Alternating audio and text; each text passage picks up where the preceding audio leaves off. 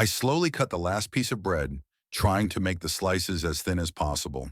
The can of cheap beans and tomato sauce had been on the table for the third day in a row.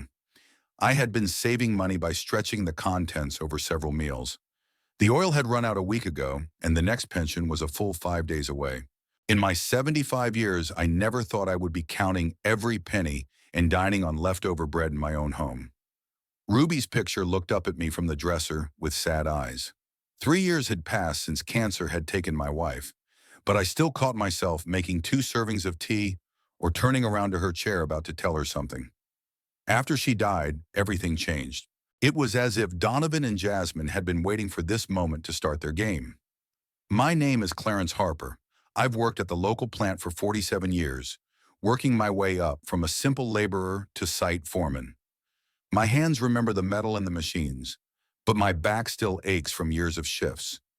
I built this house myself, brick to brick, beam to beam. Ruby helped out, bringing tools, cooking lunches right on the site when we lived in an old house on the other side of Hanover. At first it was little things. My son offered to help pay the bills, reasoning that at my age it was easy to get confused by the numbers. Jasmine cooed about the importance of watching my health and not being overstressed by unnecessary worries. I gave in. Maybe from loneliness, or maybe I was just tired of all the paperwork and receipts after the funeral. I remember that first conversation.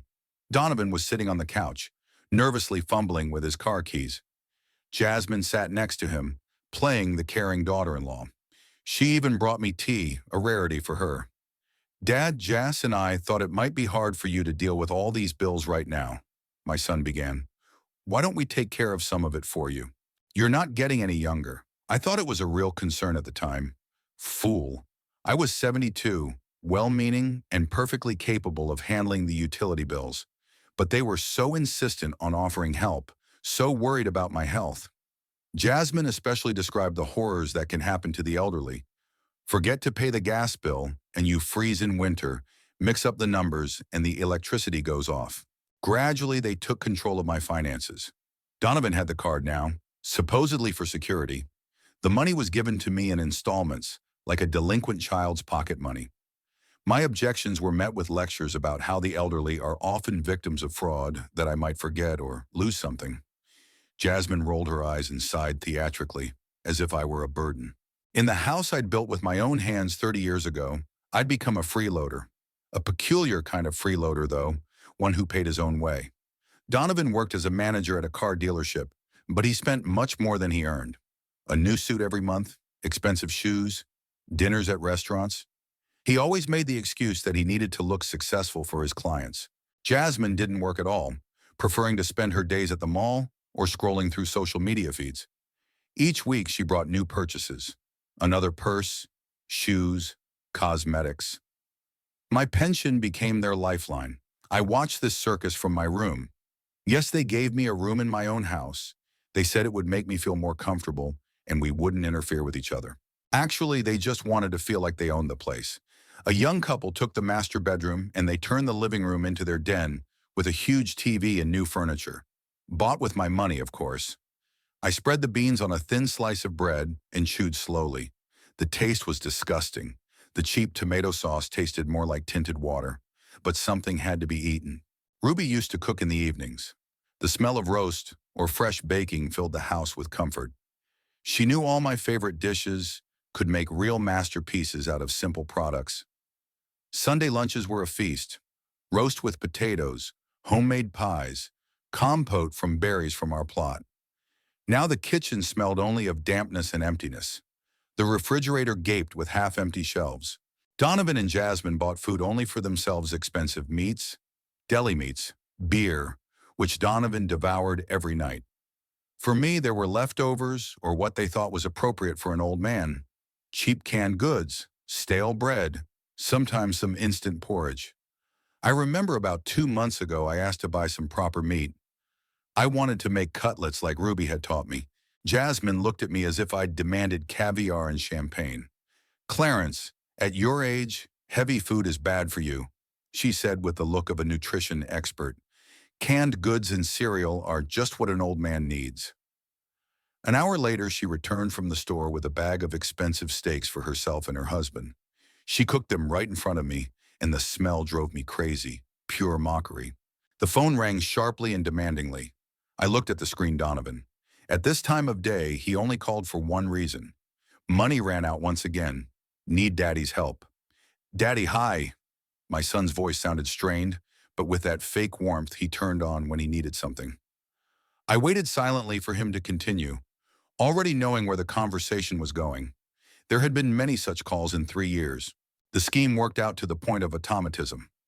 Listen, we have a situation here. It's serious. Of course it is. They're always serious when it comes to my money. The car broke down in the middle of the road. The repairman says it's going to cost $1,500 to fix. I got to get it fixed right away, or I won't make it to work tomorrow.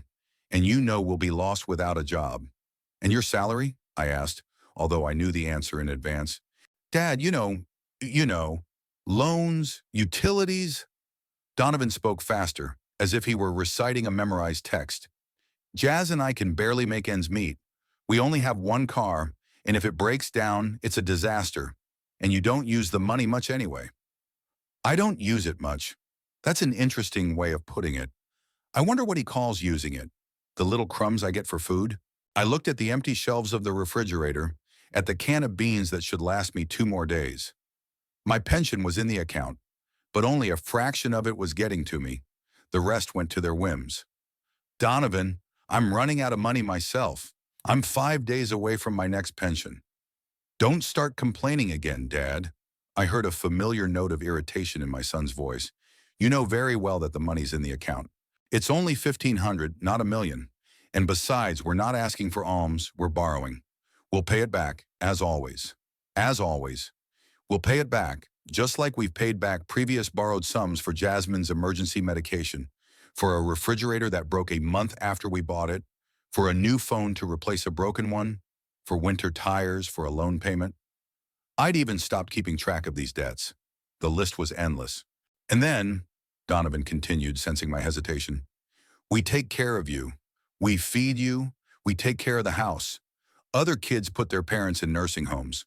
But we live together, as a family. One family. Yeah, except I'm the cash cow in this family. They feed me with leftovers. They take care of the house only insofar as it is their roof over their heads. All right, I said tiredly, realizing it was useless to argue. They'd find a way to get the money anyway. Come back tomorrow morning. Thanks, Dad, you're a real man. We really appreciate you, we really do. You're not just a father to us, you're our best friend. Best friend. Yeah, especially my bank account's best friend. After Ruby died, I became not a father to them, but a source of income. A man who needs to be fed just enough to keep him alive so he doesn't die and still get his pension. I hung up the phone and looked at my wife's picture again. Ruby was a wise woman. She saw what our son and his wife were growing up to be, but I didn't listen to her warnings. I remember her saying after another visit from a young couple, Clarence, they don't look at us as parents, they look at us as a bank. See how Jasmine's eyes light up when she looks around the house? She already feels like she owns the place. I dismissed it at the time. I thought my wife was exaggerating, that youth would pass and the kids would come around. Now I realize Reuben was right, as always. I finished the cooled tea and went to the window. It was already dark outside. Neighbors were going home. Somewhere the warm windows of family dinners were glowing. And I sit in my own house like a prisoner, eating leftover bread and cheap canned food. And tomorrow I will give my last money for another whim of my son, who will not even be interested in what I will eat until my next pension. I woke up to the sound of the front door slamming shut.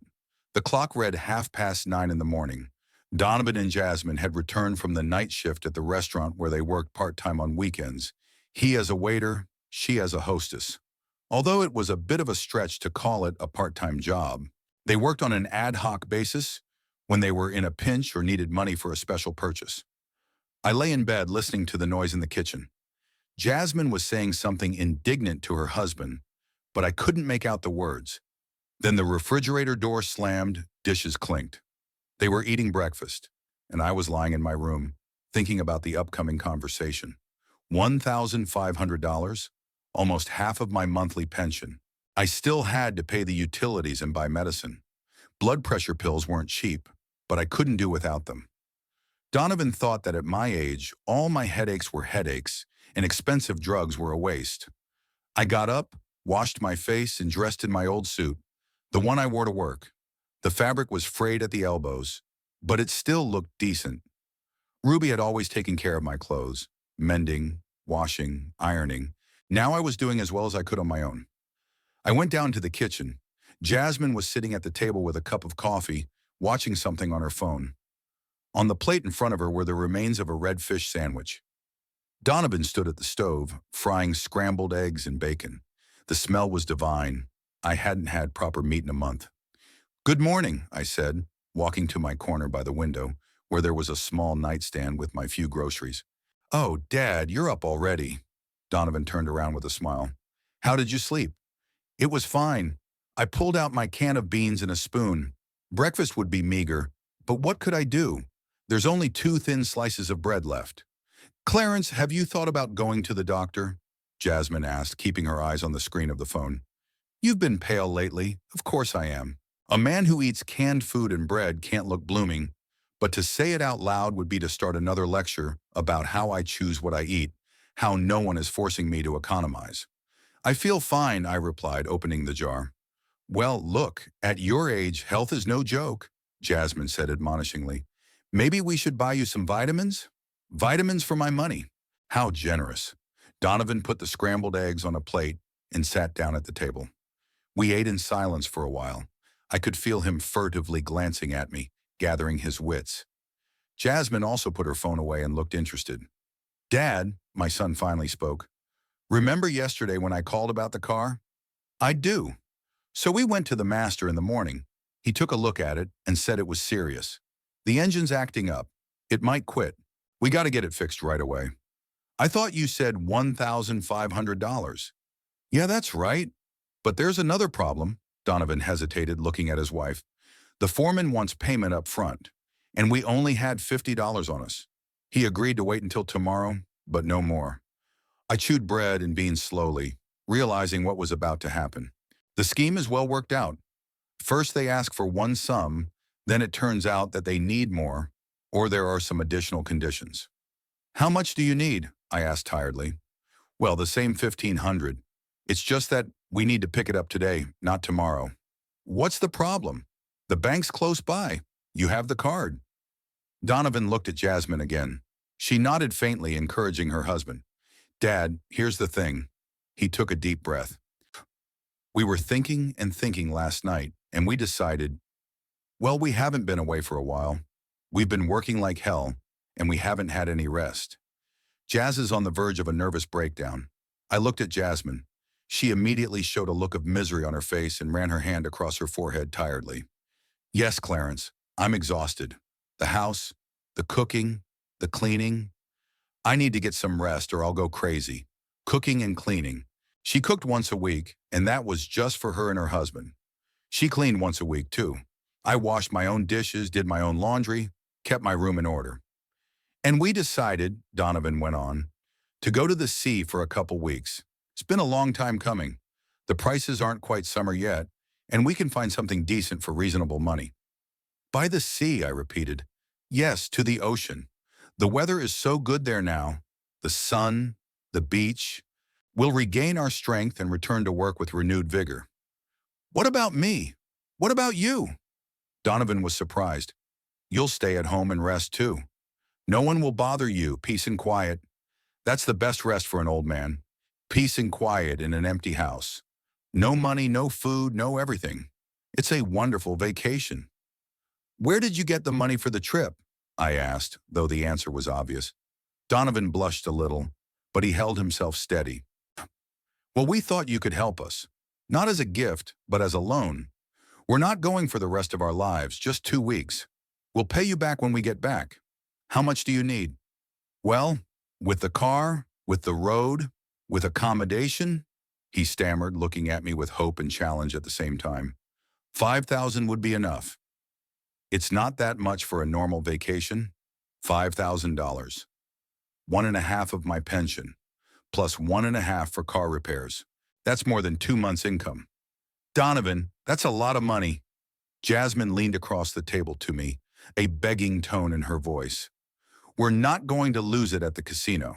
We're going to rest and get back to work. And you're sitting at home anyway. Where are you going to spend money? Food and medicine are pennies compared to what's in the account. Food and medicine are pennies. To her, maybe. I've been eating canned food for a month. Besides, Donovan added, we're not strangers. We're family. And besides, you can see how Jazz is. She really needs to rest, and I'm not going anywhere without her because we're together everywhere. I looked at Jasmine. She sat miserably, sighing occasionally and making a face like she was going to faint from exhaustion. Not much of an actress, but she persevered.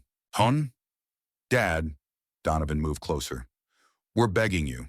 We know it's a lot of money, but we're not going to lose it. We'll work it off and we'll pay it back. Right now, we just really need this vacation. And if I say no?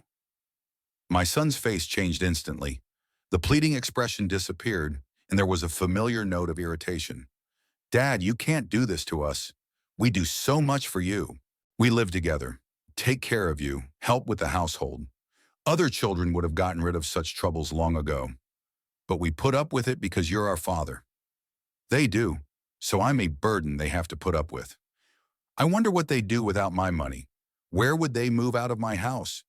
And then, Jasmine interjected, the money won't disappear. It'll come back to you, and we'll have a chance to regain our strength and continue to take care of you. Sharni, and while you're gone, what will I live on? What do you mean, on what? Donovan was surprised. You have money in your account. You'll get some and live in peace. You don't need much. You eat, watch TV, go to bed. A perfect life for a pensioner. You have the card. Oh yes, that's right. Well, we'll leave you some cash. $100 enough for 2 weeks? More than enough. $100 for 2 weeks.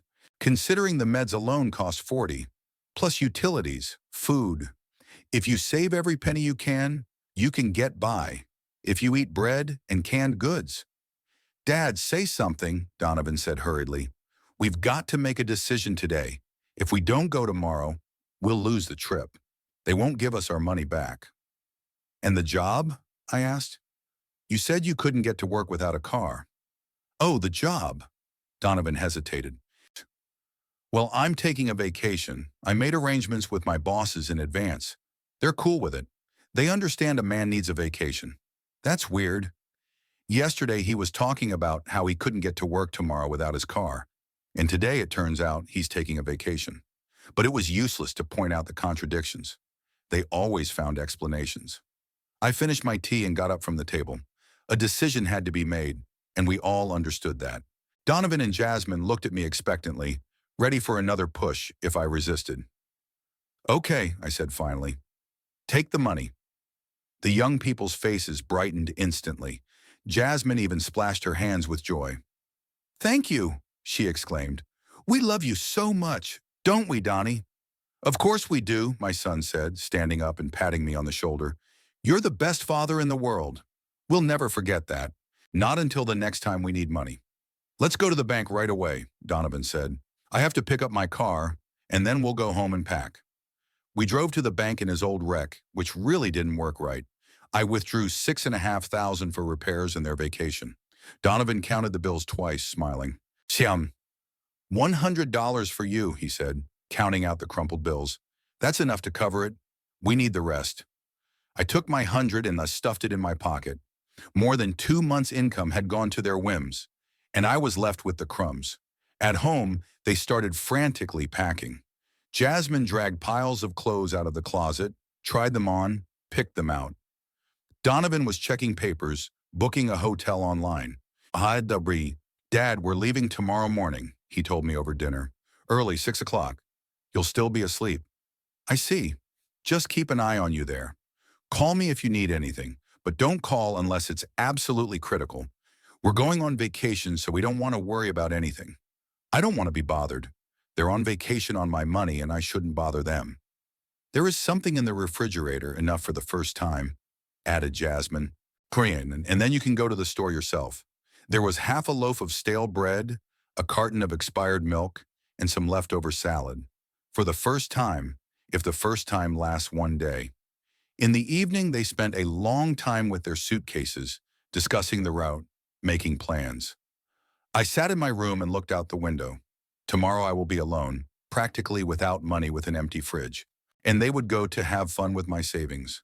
But something inside me was even happy about it. For the first time in 3 years, I would be alone in my own home. Without their constant demands, without Jasmine and her whims, without Donovan and his lectures on how I should live my life. 2 weeks of silence. Maybe in those 2 weeks I could figure something out. Figure out how to move forward. Because things can't go on as they are now. I woke up to an unusual silence. No one was slamming doors or turning the TV up full volume or stomping around the house in their shoes. The clock read 9:30. Donovan and Jasmine had left 3 hours ago, as planned. They'd left a note on the kitchen table. "Dad, we're off. Watch yourself. We'll be back in 2 weeks. Kisses. Watch yourself." Good advice for a man with $100 in his pocket and an empty refrigerator. I went down to the kitchen and opened the refrigerator door, even though I knew in advance what I'd see in there. Half a loaf of bread, already noticeably stale from the night before. A carton of milk with yesterday's date on it. Today it's expired. Leftover salad in a container that Jasmine hadn't finished 3 days ago. A jar of pickles that no one has touched in months. And that was it. On the shelf were bottles of Donovan's beer, his favorite kind, expensive imports. 10 of them. He must have left them there on purpose, knowing he'd be back. They were off limits to me. Donovan got angry if anyone touched his stockpile. I closed the refrigerator and made my way to my corner where I kept my few groceries. A can of cheap beans, the same one I'd been stretching for a week now. A packet of quick porridge, almost empty. A tea bag on the bottom, a lump of sugar wrapped in a piece of paper. That was all my supplies. I sat down at the table and tried to calculate how many days I'd have enough of this wealth to last me. Bread for 2 days if you cut it thin. Porridge for 3 times, maybe 4 if you make it liquid. Beans for another day. That's a week if you're very frugal. And there are 14 days ahead. $100 seemed like a lot of money at first glance. Utility bills for the house ate up almost half of it. $45. Blood pressure medication, another $40. That left $15 for food for 2 weeks. $1 a day. That kind of money could only buy bread and the cheapest canned goods. I boiled myself a liquid porridge from the last remnants of oatmeal, drank tea without sugar. I was saving money. The spring sun was shining outside the window, and birds were chirping in the garden. Usually in such weather, I like to sit on the porch and read the newspaper. But now it was hard on my soul. The house seemed huge and empty without the presence of young people. Their constant noise, shouting, music, slamming doors. All this was annoying, but it created a sense of life. Now the silence was pressing on my ears. The clock on the wall ticked. The floorboards creaked under my footsteps. The wind rustled in the chimney. No more sounds. I walked through the house, peering into my son's room. Scattered clothes, open dresser drawers, empty bottles on the nightstand. They'd been packed in a hurry, not cleaned up. There were wet towels lying around in the bathroom, uncapped toothpaste, spilled shampoo. A familiar mess that usually pissed me off. Now even he seemed a sign of human presence. The second day went the same way. I stretched out the rest of my food, drank lots of water to dull my hunger. I tried to do some reading, but I couldn't concentrate. My thoughts kept coming back to the money, to the empty fridge, to what was ahead of me. On the third day, I realized that I couldn't go on like this. Hunger was beginning to take its toll. I felt dizzy and weak. I had run out of bread yesterday, and there was no porridge left. In the refrigerator, there were only pickles and expired milk, which had already begun to curdle. I put on an old jacket and went to the river. I used to fish a lot when I was young, and I knew all the places in the neighborhood. Reuben used to make excellent fried crucian carp, and we used to spend weekends on the bank. After her death, I gave up fishing. I didn't want to remember the happy times, but now there was no way out. We had to eat something, and fish is at least a protein. The gear was found in the basement. An old fishing rod, a reel, a box with hooks and sinkers. All dusty, abandoned, but quite usable. I assembled a simple floating equipment, dug worms in the vegetable garden, and went to a familiar place near the old bridge. The river was flowing calmly. The spring water was murky from the melted snow.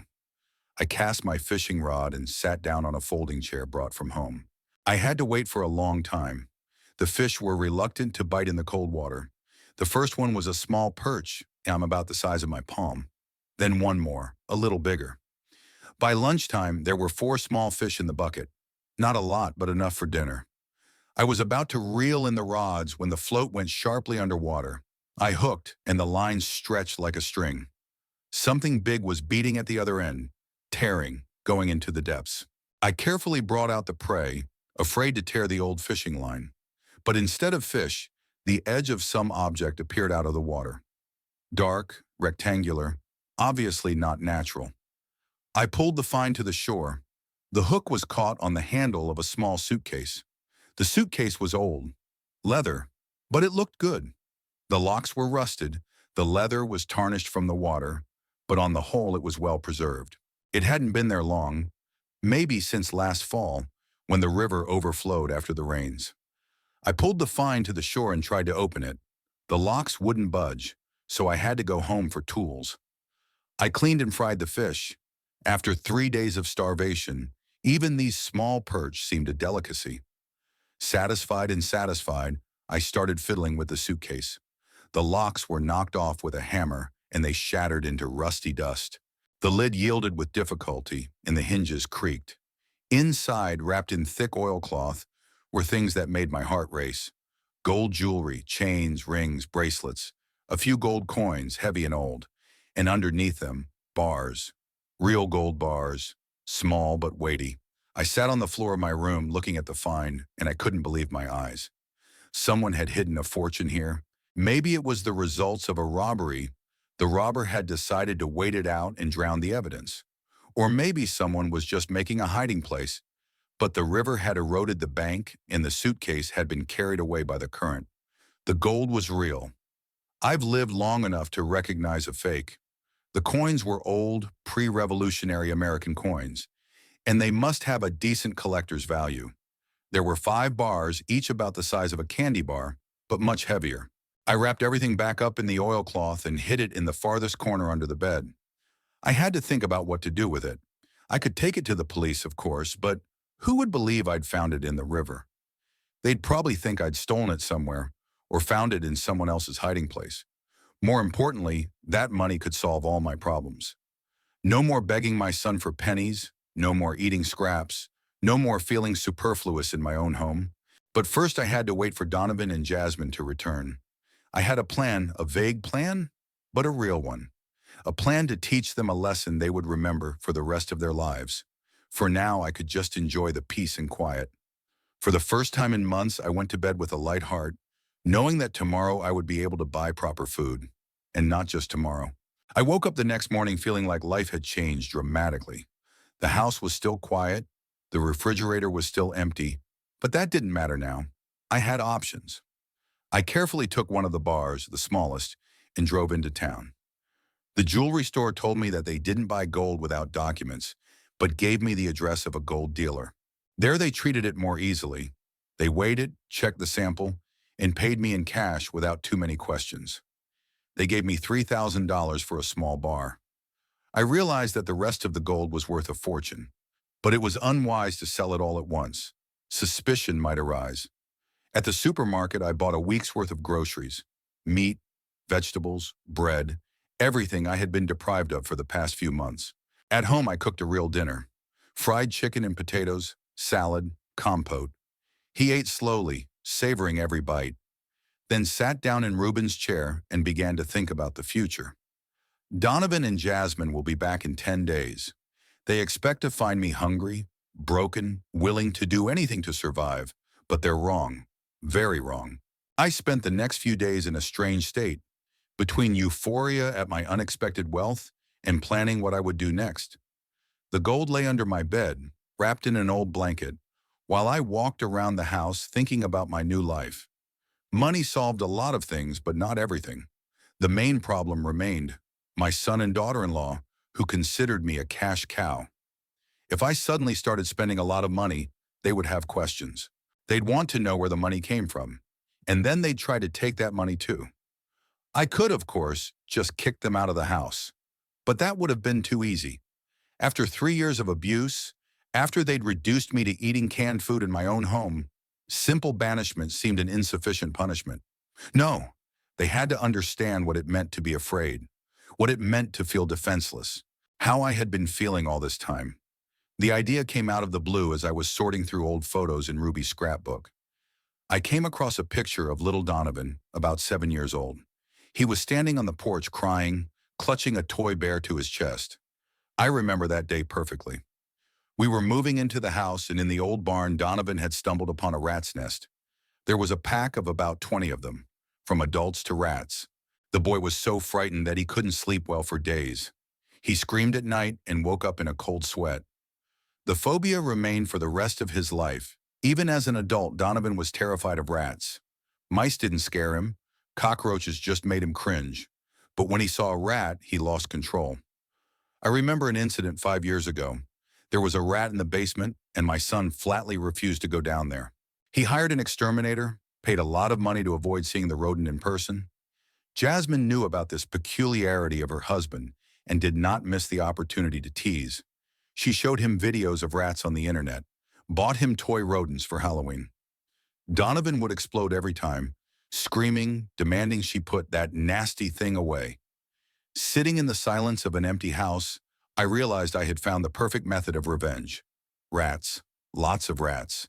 In the fridge where his favorite beer was, all I had to do was find enough of them. Rats were everywhere in Hanover, in old basements, in junkyards, near restaurants. But catching them alive wasn't easy. Dead ones wouldn't have the desired effect. Donovan would be frightened, but he'd quickly pull himself together. But a bunch of moving bodies in the fridge, that's a different story. I went to the hardware store and bought some animal traps. The clerk asked if it was too many for one house, but I explained that the neighbors had rodent problems too. At home, I set traps in the basement, attic, and shed. I used pieces of bacon as bait. The smell was supposed to attract the rats from afar. I had to wait. The first prey caught the next morning.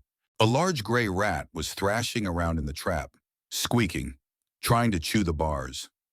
I carefully moved it into a large cardboard box, having made holes in the walls for air.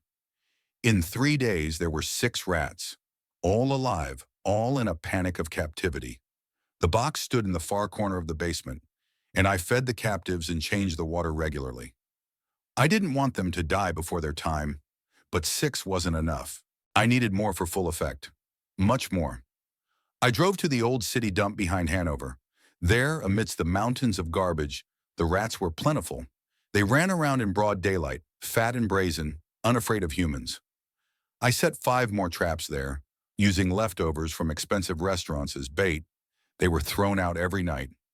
2 days later, I caught 8 more individuals. Now, there were 3 boxes of prey in the basement.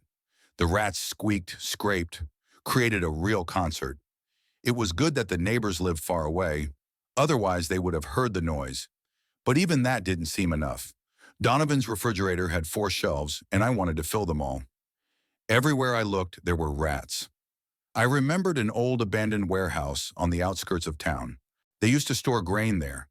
Then the building had been empty for a long time. The rats had to breed there in huge numbers, went there with a whole arsenal of traps. The warehouse was really crawling with rodents. They were running on the floor, climbing the walls, living in whole families in the corners of the building. I set 20 traps and filled them generously with bait. The results exceeded expectations.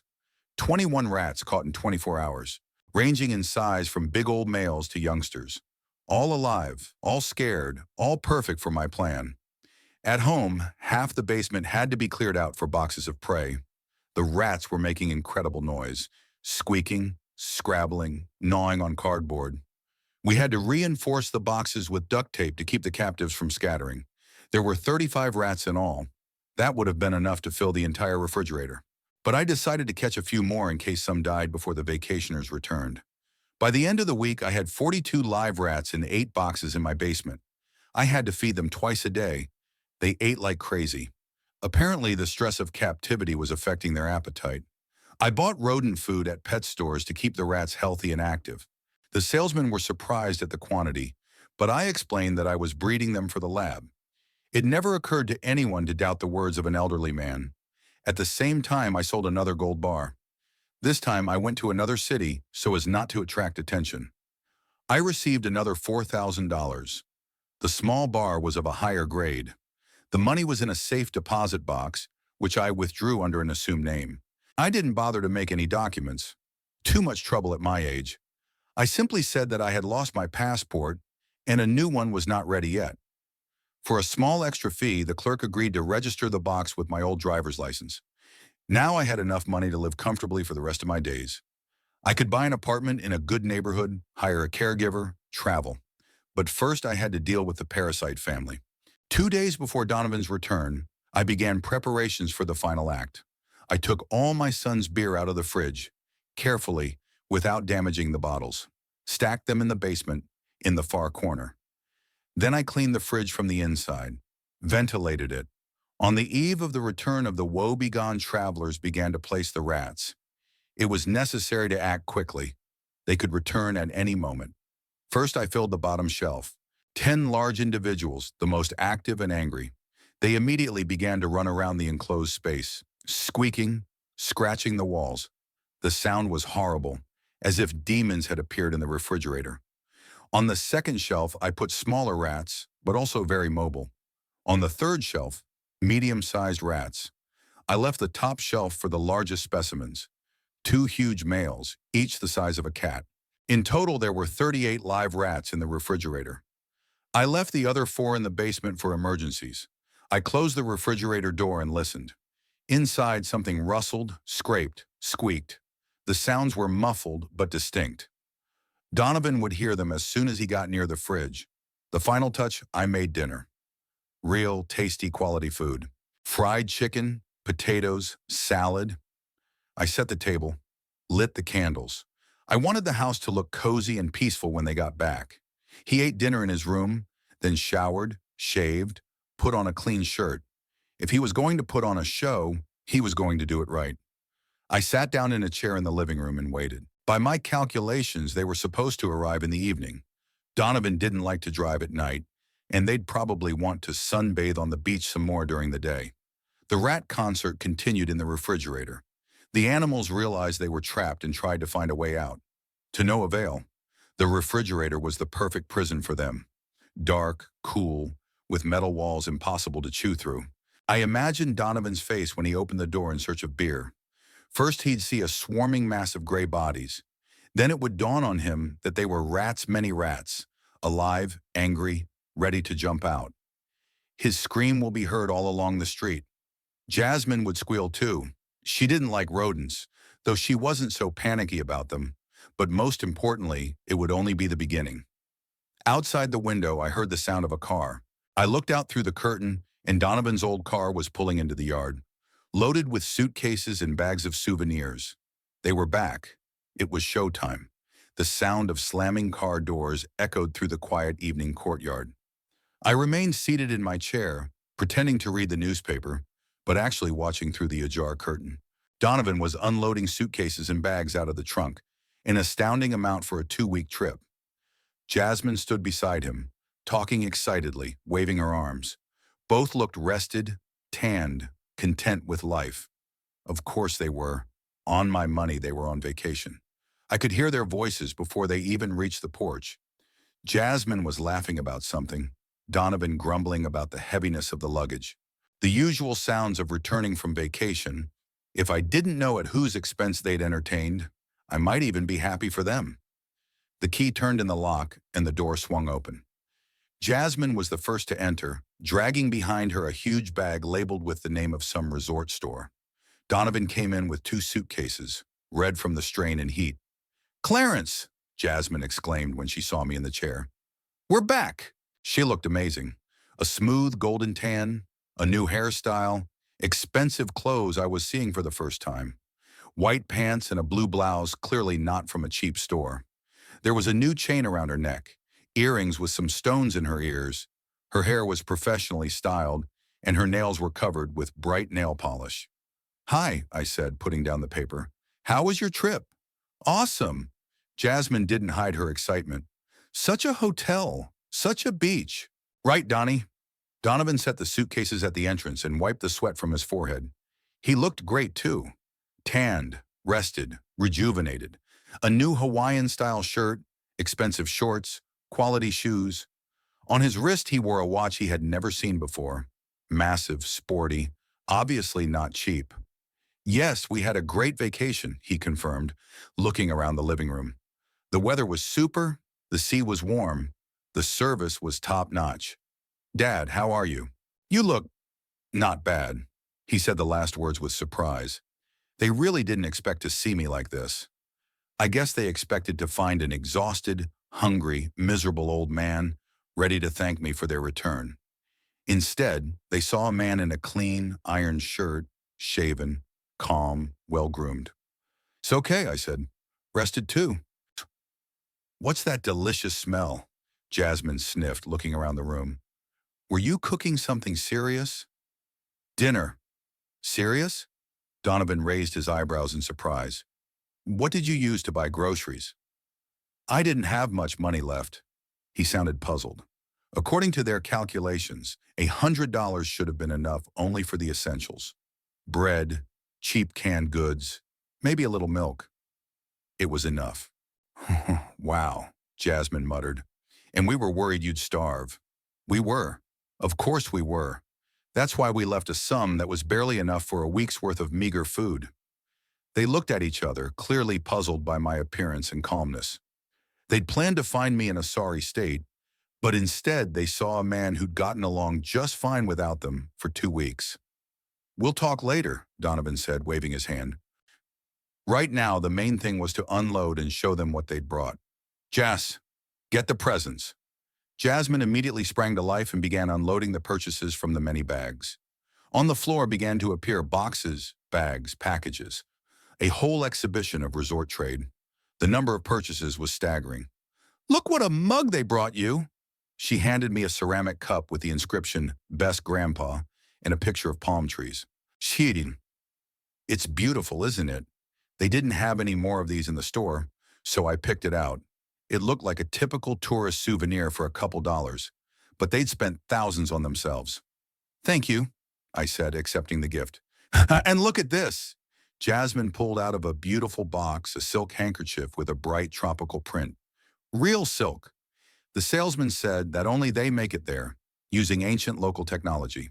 The salesman was lying. The exact same handkerchiefs were sold in any Chinese store for $10.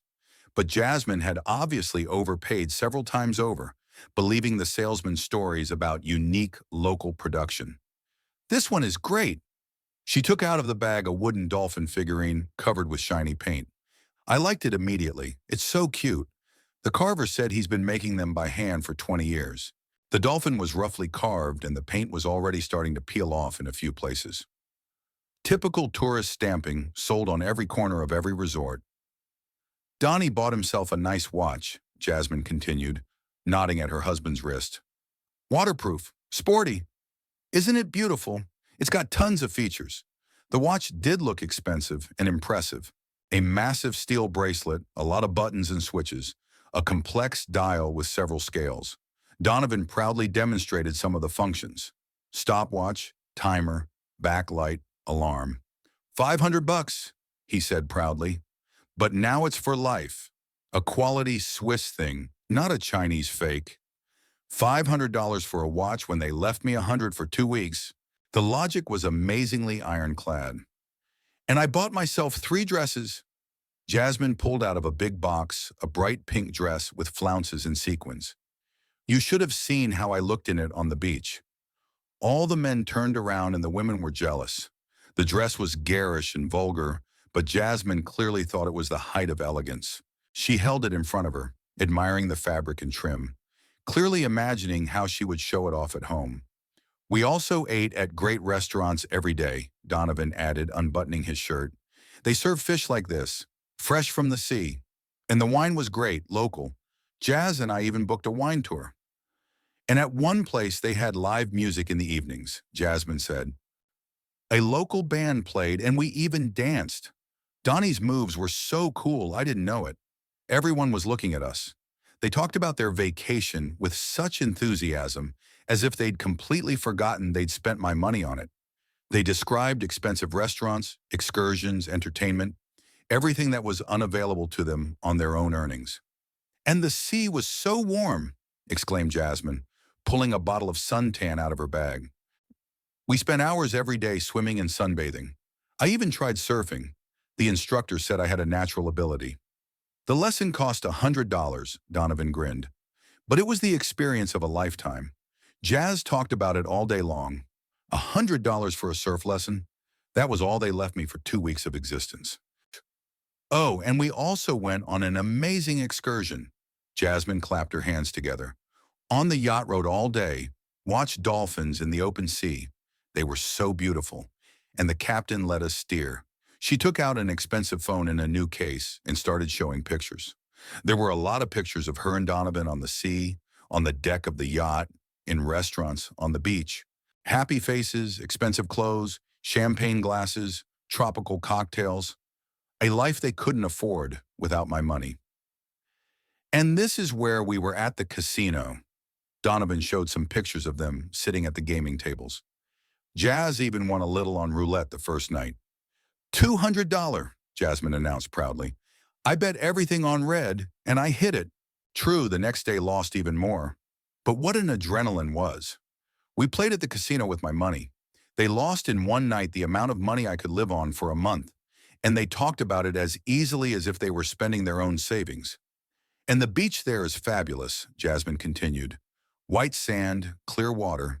We rented sunbeds right by the water with an umbrella and service. The waiters brought cocktails right to the chairs." "Yeah, the service was great," Donovan agreed. "We had massages on the beach and fresh fruit. And there was a spa center in the hotel where Jazz had different procedures every day." "I tried 3 kinds of massages," Jasmine said dreamily, "and wraps and masks. My skin is like silk now. Touch it." She held out her hand, showing the results of the expensive spa treatments. Indeed, the skin looked well-groomed, moisturized, glowing with health. "We also went fishing," Donovan added, "on a boat out to the open sea. We didn't catch anything, but we saw whales from afar. And diving," and Jasmine came along. "I was afraid at first, but then I liked it so much. Underwater is so beautiful. Colorful fish, coral." The instructor took pictures. It was like they were competing to see who could tell about the more expensive entertainment. Each of their memories cost money. A lot of money which was taken from my pension. "Okay, that's enough stories for now," Donovan yawned. "I'm tired from the road. I think I'll go freshen up and have a drink. After all that traveling, I deserve one." "Yeah, and I need a shower," Jasmine agreed. "I'm sticky from the heat. We'll show you all the pictures later. There are 200 of them." "Dad, how did you spend your time?" Donovan asked, picking up the scattered souvenirs. "Didn't get bored alone?" "Not bored." "Did you watch TV? Read books?" "I did all sorts of things." "Did the neighbors come by? Mrs. Patterson didn't bother you?" "No. They obviously expected me to complain about being lonely, to ask me to tell them more about their trip, to marvel at their shopping. Instead, I got one-word answers from a man who didn't seem to care at all." "All right," Donovan shrugged. "The main thing is that everything's all right. We'll get cleaned up, and then we'll talk some more. I have so many stories to tell." Jasmine was already heading for the stairs with one of the bags when Donovan remembered his thirst. "Oh, I almost forgot the most important thing," he said, rubbing his hands together. "Just hour. I'm going to get a cold beer and make myself at home." Donovan headed toward the kitchen, stretching after the long drive. I stayed in the chair, but I wasn't pretending to read the paper anymore. I watched him openly, anticipating what was going to happen in a few seconds. My heart was pounding fast, but I tried to stay calm. "Jazz, can I get you a beer too?" he shouted from the kitchen. "No thanks," she said, rummaging through her bags. "I'd rather have some water. My mouth is dry from the heat." "Then I'll treat myself," Donovan laughed. "After 2 weeks of local booze, I'd like a proper American beer." He walked across the kitchen to the refrigerator, and I tensed. The moment of truth was approaching. All those days of preparation, of catching rats, of patiently waiting, it had all come down to those few seconds. Donovan stopped in front of the refrigerator and grabbed the handle. At that moment, strange sounds came from behind the metal door. Quiet, rustling, scraping, A barely audible squeak. He froze, listening. "What the hell?" he muttered, letting go of the knob. The sounds came again, a little louder. Something was clearly moving inside the refrigerator, banging against the walls, clawing at the metal. "Dad!" Donovan yelled into the living room. "Surinam, your refrigerator's acting weird." "What's wrong with it?" I answered, not getting up. "There are noises coming from inside. Rustling, scratching. Maybe the compressor's malfunctioning." "No, it doesn't sound like a compressor. It's like there's something alive in there." Jasmine looked up from her souvenirs and listened. The sounds from the refrigerator became clearer. The rats, sensing movement outside, had become more active. 38 adult rodents in a confined space created a cacophony. "Donnie, what's going on in there?" she asked, putting her shopping aside. "I don't know. There's some noises coming from the refrigerator." Jasmine walked over to the kitchen and stood next to her husband. They both listened to the sounds coming from the refrigerator, trying to understand their nature. "Maybe it was mice," Jasmine suggested. "How did they get in there?" Donovan wondered. "The refrigerator is closed all the time." "I don't know. Maybe they got in through some gap when the door was open." The sounds intensified. The rats had obviously sensed the presence of humans nearby and were trying to find a way out. They were scratching at the walls, squeaking, scurrying around the shelves. The refrigerator was literally shaking from their movements. "It's definitely not mice," Donovan frowned. "It's too loud." "Then what is it?" "I have no idea. Maybe one of the neighbor's cats got in somehow." "A cat in the refrigerator?" Jasmine snorted. "Are you out of your mind? How would a cat get in there?" "I don't know, but it sounds really weird. It's like there's a whole pack of something in there." He was closer to the truth than he thought. It was a pack of something. A pack of hungry, angry, scared rats that had been in the fridge all night. "Look, why don't we just open it up and take a look?" Jasmine suggested it. "Saman, what if there really is something alive in there?" Donovan hesitated. "So what? We're not little kids. We can handle a couple of mice." Donovan blushed. He couldn't admit to his wife that he was terrified of rodents. It seemed humiliating, especially after she'd called them adults. "I'm not afraid," he mumbled. "I just don't want to deal with that stuff after the road." "Well, let's just take a quick look and see what's in there then. They'll ruin the food if there really are mice." The sounds from the refrigerator got even louder. It was as if the rats sensed that they were about to be released and were getting ready to break free. Some of them squeaked so shrilly that the sound penetrated even through the thick door. "All right, I'll open it," Donovan decided, gripping the handle again. "Hakwanar, but if there's anything scary in there, I'll shut it right away." "Sure, sure," Jasmine agreed, taking a step back. Donovan took a deep breath, pulling himself together. His hand was shaking. He was obviously nervous, but he tried not to show it. The sounds from inside the refrigerator had peaked. The rats could sense that the door was about to open. "On the count of 3, Donovan said. 1, 2. He froze, hesitant to continue. The sounds from the refrigerator grew more and more threatening. Something in there was clearly panicking, banging against the walls, clawing. "Just open it!" Jasmine hurried him. "Why are you like a girl?" All right, Donovan said irritably. He jerked the handle toward him, and the refrigerator door swung open. What happened next was beyond my expectations. A flood of gray bodies came out of the fridge. Rats jumped from all the shelves at once. From the top, from the bottom, from the sides. Some fell to the floor with a wet slap. Others clung to the edges of the shelves. Still others leaped straight toward Donovan. My son's first scream was so piercing that I felt my ears pop. An animal, primal scream of terror that burst from the very depths of his subconscious. The scream of a man who'd seen his worst nightmare come true. Donovan jumped away from the refrigerator so sharply that he fell to the floor, flailing his arms and legs, trying to ward off the rodents. There was a look of horror on his face that made even me uncomfortable. Jasmine squealed just as loudly. Though she wasn't phobic like her husband, the sight of dozens of rats pouring out of the refrigerator in a flood left her in complete shock. She bounced back against the wall, clasping her hands to her chest. "What is this?" she screamed. "What is this nightmare?" The rats scattered around the kitchen in all directions. They were disoriented after their long confinement and were scurrying around in panic, looking for shelter. Some hid behind the refrigerator, others snuck under the table, and a few climbed into open cabinets. "Oh my God! Oh my God!" Donovan yelled, still sitting on the floor and kicking his legs. "What the hell is this? Where did they come from?" One rat ran right up his leg, and he made a sound more like a piglet squealing than a human voice. He jumped to his feet and climbed onto a kitchen chair, still waving his arms around. "Get them out of here," he yelled. "Put them away at once." "Put them away how?" Jasmine climbed up on the chair as well. "There's an army of them." There were indeed a lot of rats. They were scurrying across the floor, climbing the walls, exploring the new space. Some were the size of young kittens, others smaller, but all equally nasty to a person with a phobia. "Dad!" Donovan shrieked, turning to me. "Can't you see? Help me!" I got up from my chair and walked leisurely toward the kitchen. The rats didn't scare me. I'd gotten used to them during the days of training. On the contrary, I found the sight of their chaotic flight quite amusing. "I see them," I said calmly.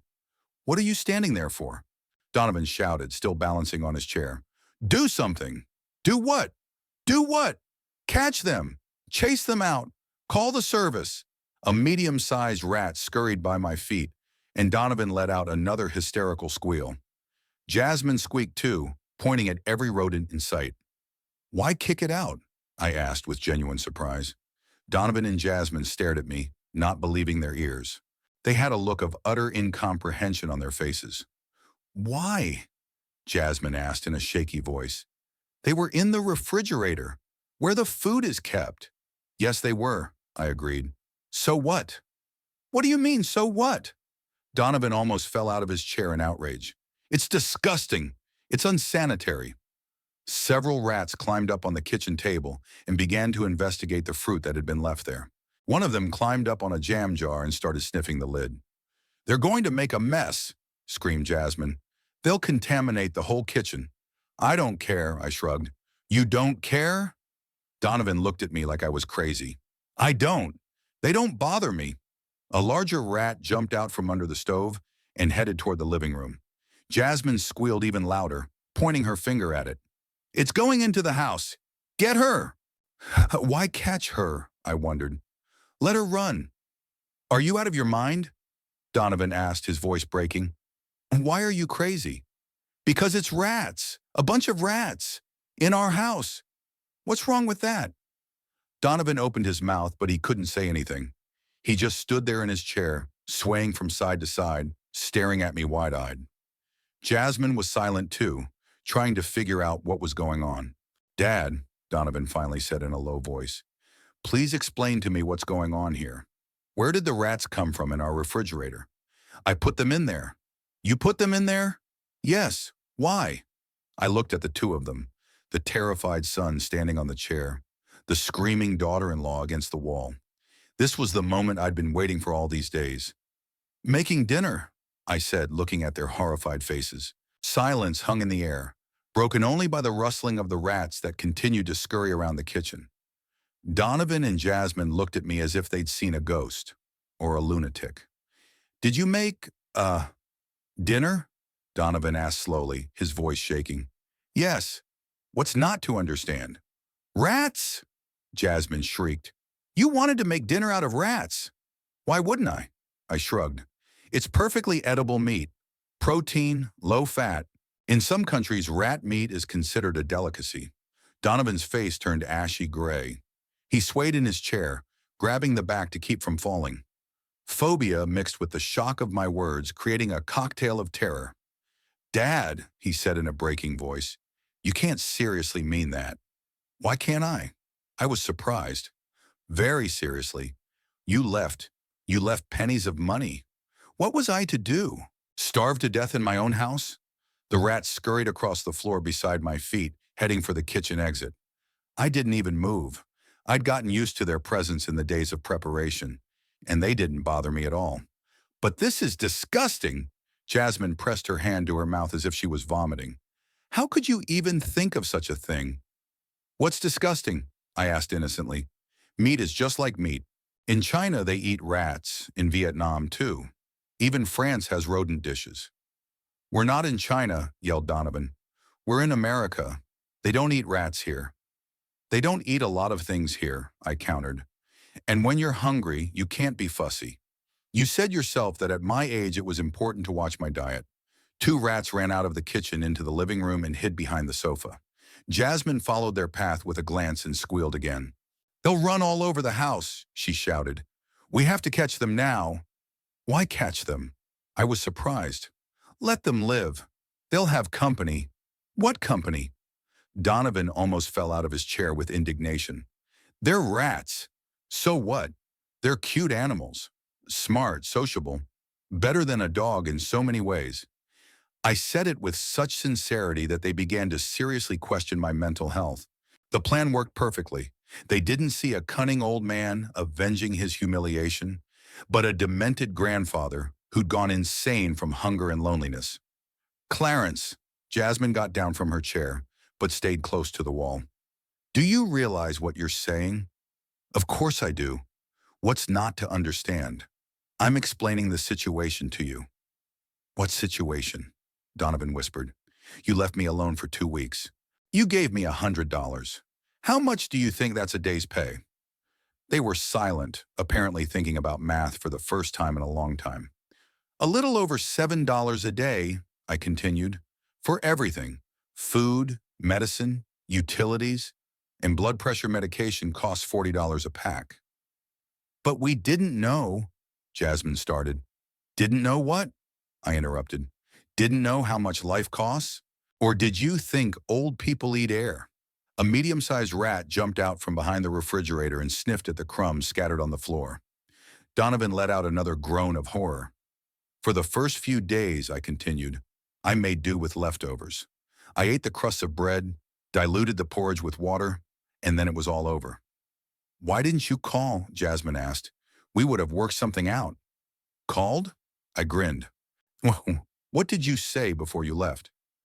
If anything, call, but it's better not to call unless it's absolutely critical. We're going on vacation, and we don't want to be disturbed for nothing.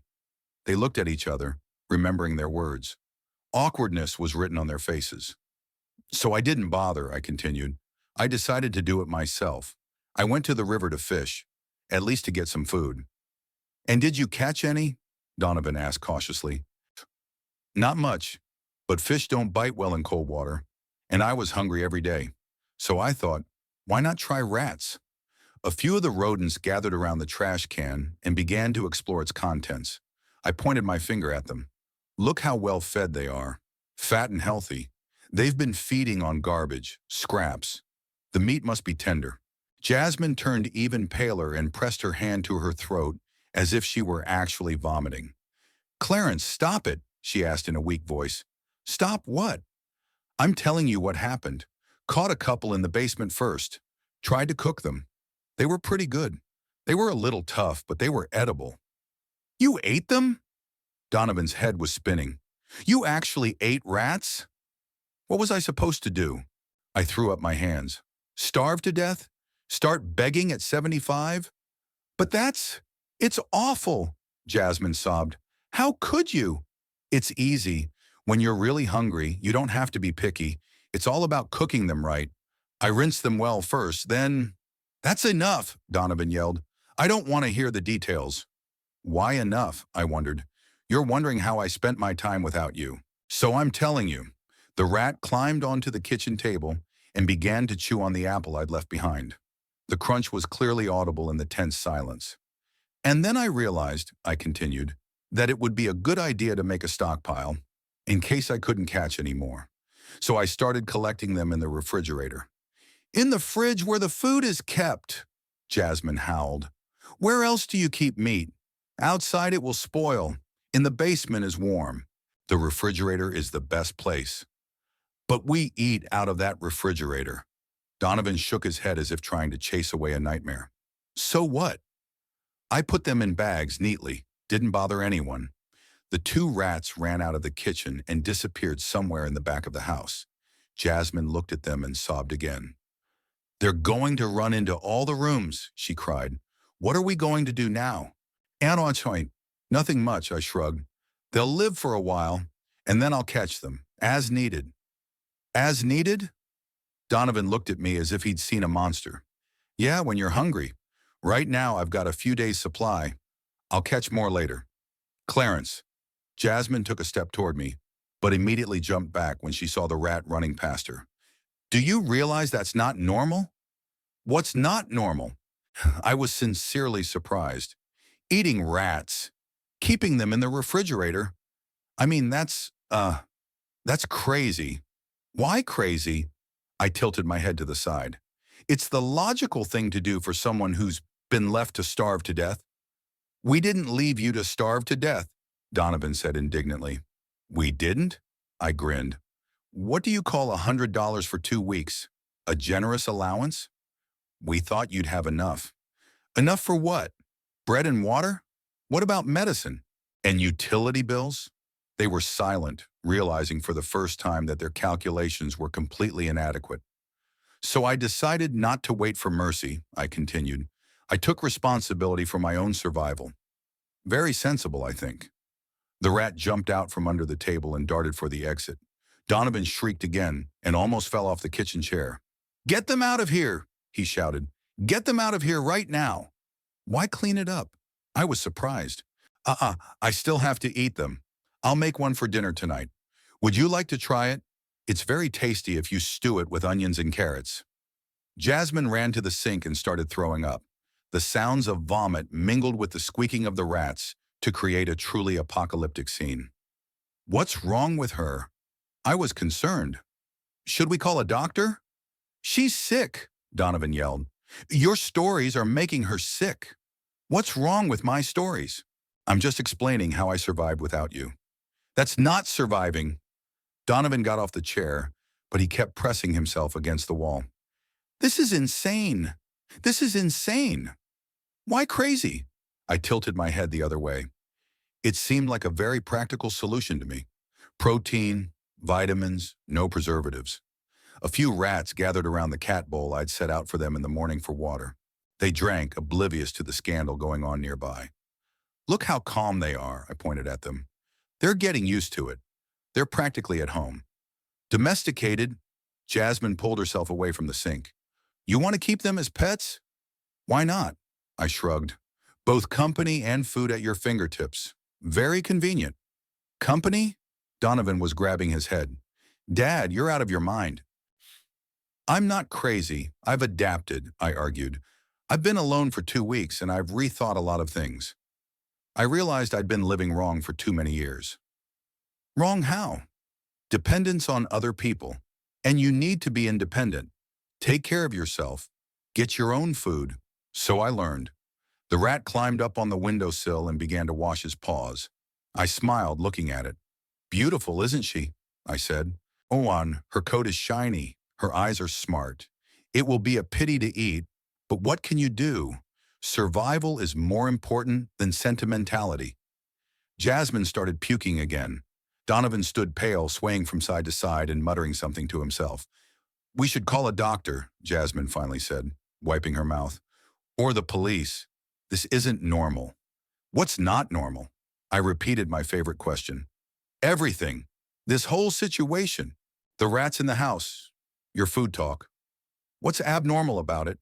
I was genuinely surprised. A hungry man eats what he can find. Isn't that logical? But there are stores, Donovan exclaimed.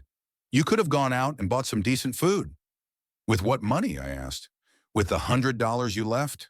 I had $15 left after the medicine and utilities. For all the food, honey.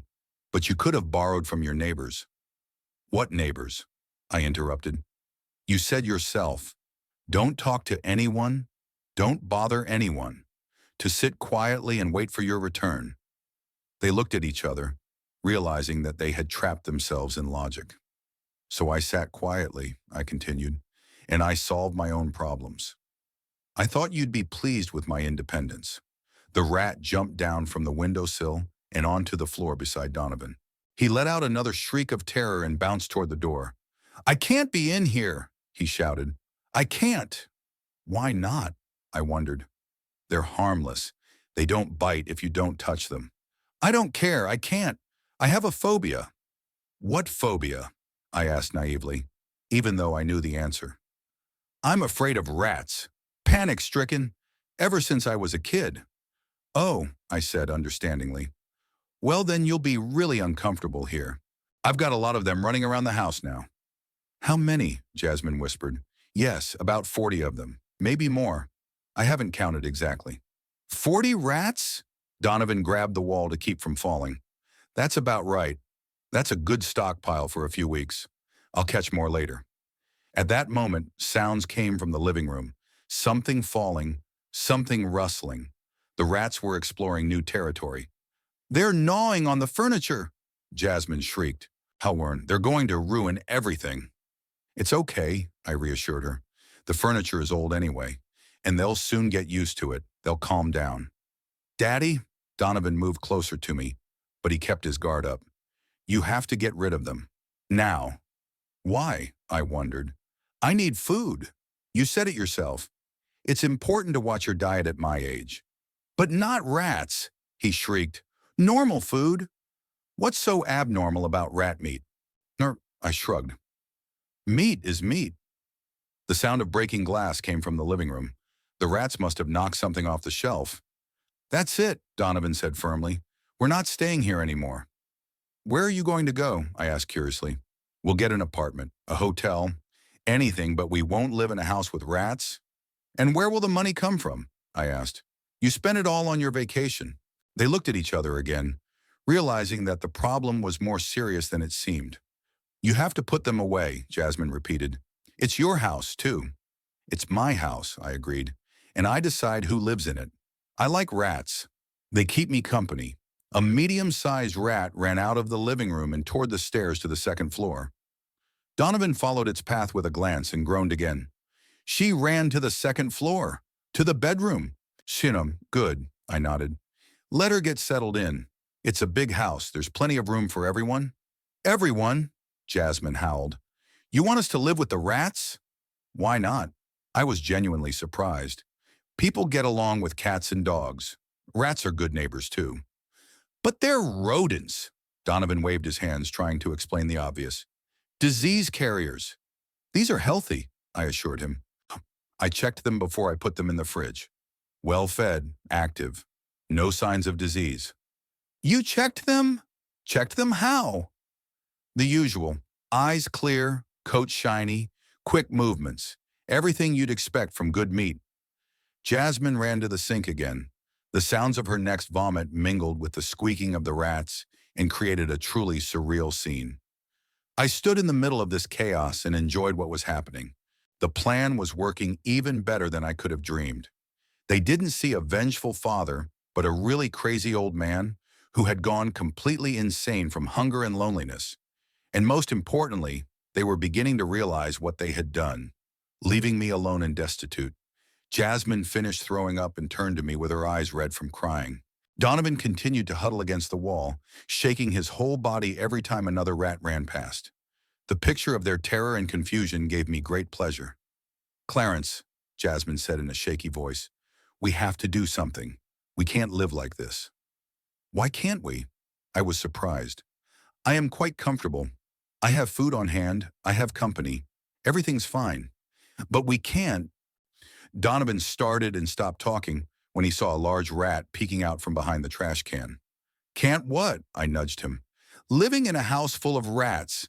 It's unsanitary. It's a health hazard. And for my health, hunger is not dangerous?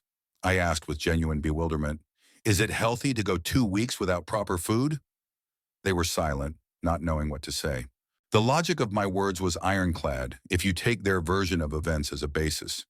By the way, I added thoughtfully, rats are just the beginning. If they are not enough, we can try something bigger. Bigger what? Jasmine whispered. Well, cats, for example. Or dogs. The neighbors have an old dachshund, and she's a little frail. The owners would probably be happy if I got rid of their burden. Donovan made a strange sound, like a wheeze. His face turned a greenish color. Dad, you can't mean that, he muttered. Why can't I? I tilted my head to the side. Meat is meat. The main thing is to cook it right. They say dog meat is very tender if the animal is young. That's enough, Jasmine shrieked. That's enough. I can't listen to this anymore. What's wrong? I wondered. I'm just planning my diet. Is it wrong to think about nutrition in advance? A medium-sized rat ran out from under the table and headed straight for Donovan. He jumped back with a yell that made my ears pop. "Get out of here! Get out of here!" he shouted, waving his arms. "Who are you talking to?" I asked. "A rat?" "Yes, a rat. Tell him to get out." "Why? It's harmless. I bet it's got tender flesh. It's still young." Donovan clutched his head and started pacing the kitchen, trying to stay away from the rodents. A few rats were sitting on the kitchen table, gnawing at something, not paying any attention to the humans. "We can't stay here," Jasmine said, wiping her mouth with her sleeve. "We have to leave." "Where to?" I asked curiously. "I don't know. To a hotel, to a friend's house, anywhere." "And where is the money for the hotel from?" I reminded him. "Suriname. You spent it all on your wonderful vacation." "Then to a friend's," she said quickly. "Donnie has a buddy who'll put us up." "For how long?" I continued to interrogate. "A day, a week. And then what?" They looked at each other, realizing they'd backed themselves into a corner. There was no money and Donovan's job didn't pay enough to rent a place, and they couldn't stay with friends indefinitely. "Simanandurna, you've got to get rid of the rats," Donovan said firmly. "Call an exterminator." "Why?" I wondered. "I like them." "You can't like living with rats." "Why not?" I tilted my head. "They're very cute animals. And useful. They catch mice, eat the leftovers. They're real helpers around the house." There was the sound of falling objects from the living room. The rats must have gotten to the bookshelves. "They're going to destroy everything," Jasmine gasped. "It's okay," I shrugged. "Nobody ever read the old books anyway. And they're making nests, settling in." "Nests?" Donovan looked like he was going to faint. "Yeah, they gotta have a place to live. I think they're gonna start breeding soon. Then I'll have even more food." "Breeding," Jasmine whispered. "Of course they will. Rats are very fertile. In a year, one pair can produce 200 offspring. Can you imagine how much meat that would produce? And I'll keep some of them as pets." "Pets?" Jasmine howled. "Why not?" I was genuinely surprised. "Rats are very smart. They can be trained. They bond with their owners. Much better than cats in many ways." Jasmine ran to the sink again. The sound of her vomit mingled with the rustling of rats and the creaking of floorboards beneath my feet. "And also," I continued dreamily, "we could not only eat the meat, but also use the skins. They could be used for mittens or hats. We'll have zero-waste production." "Dad, shut up!" Donovan yelled. "Just shut up! What's there to shut up about?" I was surprised. "I'm telling you what I'm doing. I thought you might be interested."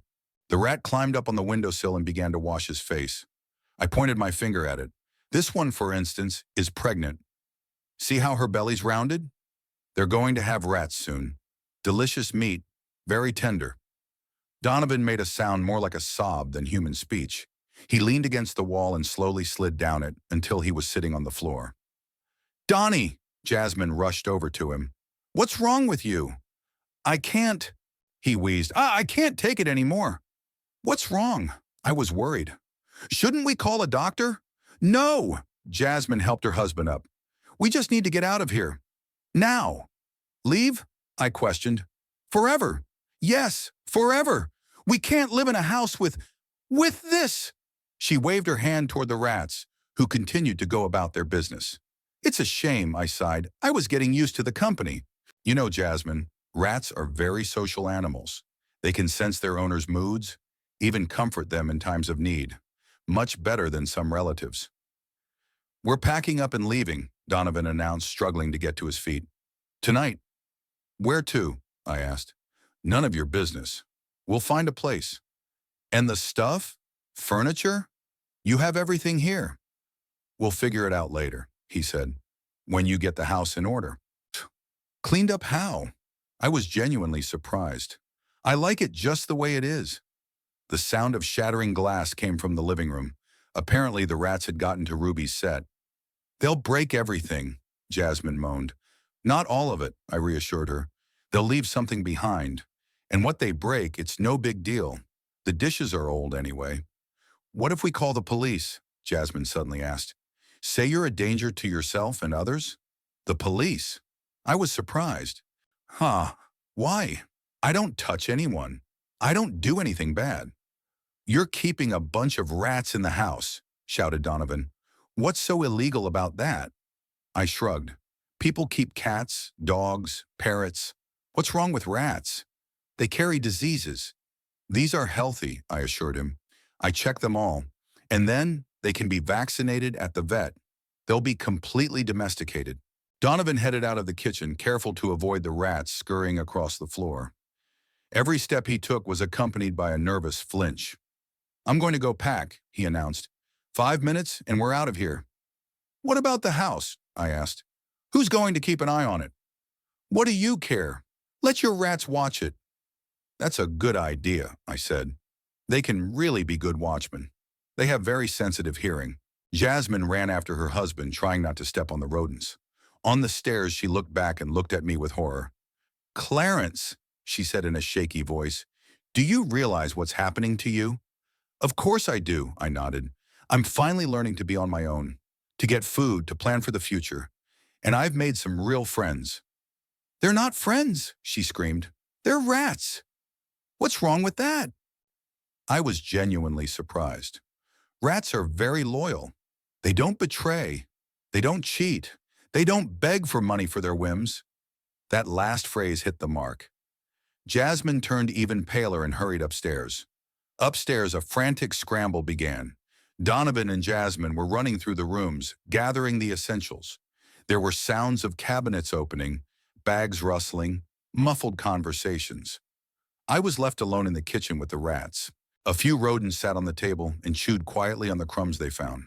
Others explored the cabinets, climbing into the farthest corners. One particularly bold rat came very close to my feet and stood on its hind legs, sniffing. Hello, beautiful, I said quietly. Don't be afraid. I'm nice. About half an hour later, I heard heavy footsteps on the stairs. Donovan was coming down, dragging a large bag behind him. Behind him was Jasmine with 2 bags in her hands. Both looked exhausted and scared. We're leaving, Donovan announced, not looking in my direction. I see, I nodded. When will you be back? We won't, Jasmine said. Not until you get rid of those things. And if I don't? I asked.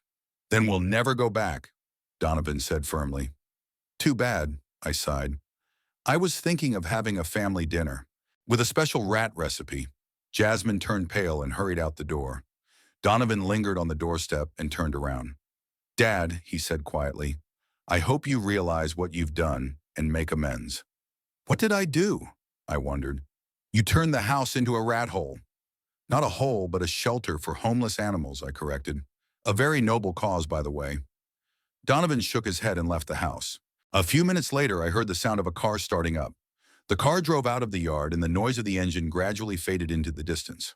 I was alone in the house, completely alone, except for the 4 dozen rats that continued to explore the new territory. The silence was amazing. No yelling, no demands, no complaints. Only the quiet rustling of the rodents and the creaking of the floorboards under my feet. I made my way into the living room and sat down in my favorite chair. A few rats peered out from behind the furniture, watching me curiously. They were getting used to my presence. Well, girl, I said aloud, you and I are alone. The play was a success. Donovan and Jasmine believed in my madness completely. They saw not a vengeful father, but a truly insane old man who had starved himself to the point of eating rodents. Now they were gone, and I could drop the mask. I got up and made my way to the cellar, where bottles of Donovan's beer lay in the far corner. I took one, opened it, and took a big gulp. The cold beer felt like nectar after all the excitement I'd been through. Then I pulled one of the gold bars out of the stash under the bed. Heavy, real, expensive. I had 4 more of those, plus jewelry and coins. A fortune that would allow me to live comfortably for the rest of my days. Tomorrow I'll start getting rid of most of the rats. I'll open all the doors and windows, kick them back outside. I'll do a general cleanup, get the house in order. And I'll keep a few of the quieter, friendlier ones. Why not? They're really smart animals, and they'll keep me company.